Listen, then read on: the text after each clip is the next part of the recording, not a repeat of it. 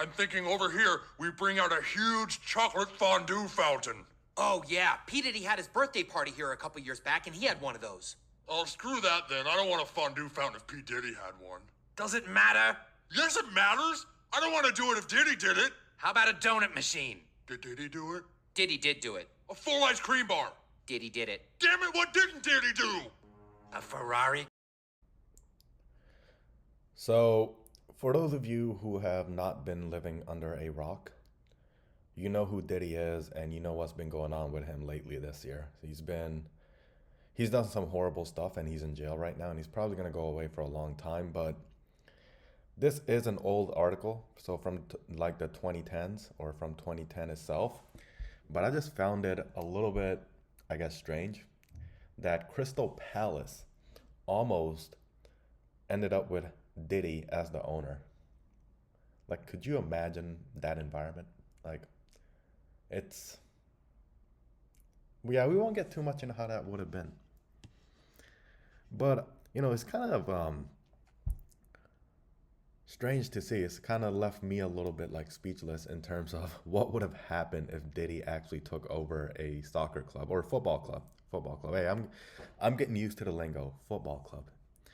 But also, like, how easy it is, or I don't want to say easy, but how doable it is for a lot of Americans to buy a lot of these European football clubs. Like, for example, Manchester United, Arsenal, Liverpool, all owned by Americans, right? But it just comes to show, because what kind of an environment would that have been if Diddy had actually bought Crystal Palace? Like, that would have been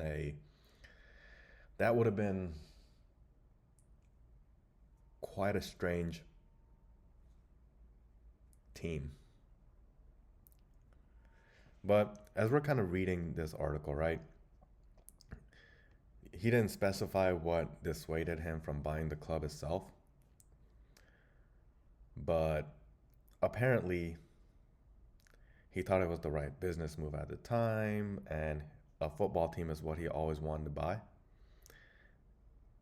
And yeah, he never really ended up going through with it. So I'm guessing a lot of Crystal Palace players, by the way, are pretty happy he didn't. But it just comes to show, like, there needs to be something done with these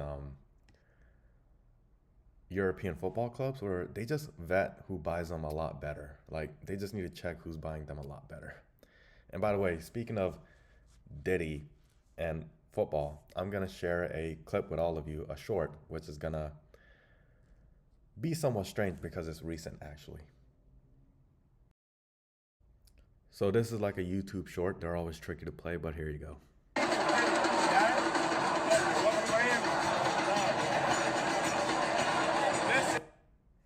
Yeah, so that's Messi meeting Diddy. So the GOAT meeting Diddy. And that's pretty recent, I believe, because it has to be like in the last couple of years or so, ever since he came to Miami. Strange stuff, man, strange stuff. But I want to talk about American ownership of European clubs. So after seeing what the Glazers did to Manchester United and what a mess they have left it in, I wanted to scroll down because it seems like Americans owning European football clubs is pretty common. So AC Milan, owned by an American. Arsenal, owned by an American. Aston Villa, owned by an American.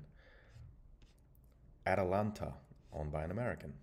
Bournemouth, owned by an American. Burnley, owned by an American. Chelsea, owned by an American. Crystal Palace, owned by an American, and thankfully it's not Diddy, right? Fiorentina, owned by an American. Fulham, owned by an American. The same guy who also owns the Jacksonville Jaguars. Genoa, owned by an American. Le Havre, owned by an American. Liverpool, owned by an American. Lyon, owned by an American. Mallorca, owned by an American. Manchester United, owned by these people. Marseille, owned by an American. Roma, owned by an American. Strasbourg, owned by an American. I think this guy owns a couple teams now. right? Toulouse, owned by an American. So these are all the teams so far. And I think Tom Brady owns Birmingham, and that's why him and Jude Bellingham are close. And I think Ryan Reynolds owns a football club. It's like everybody's getting in on the business. Like at some point, what needs to happen is they need to really clamp down on who can own a football club or who cannot. Because imagine if Diddy had actually bought, imagine if Diddy had bought Crystal Palace. That would have been crazy. Like that would have just been crazy. Like they need to make it so whoever can own a lot of these clubs is properly vetted, and it's not just who's like willing to throw the most money at it. Speaking of, it'd be pretty neat if 50 Cent owned the football club. I could so see 50 Cent doing that if Diddy did that. Like, imagine if Diddy owns a Premier League team and 50 Cent owns one too, just to get back at him. And by the way, shout out to 50 Cent. He's never going to see this video, but man, in my opinion, probably one of the most respected rappers in my eyes, or rap artists in my eyes. Like the guy's just unreal. The guy's something else.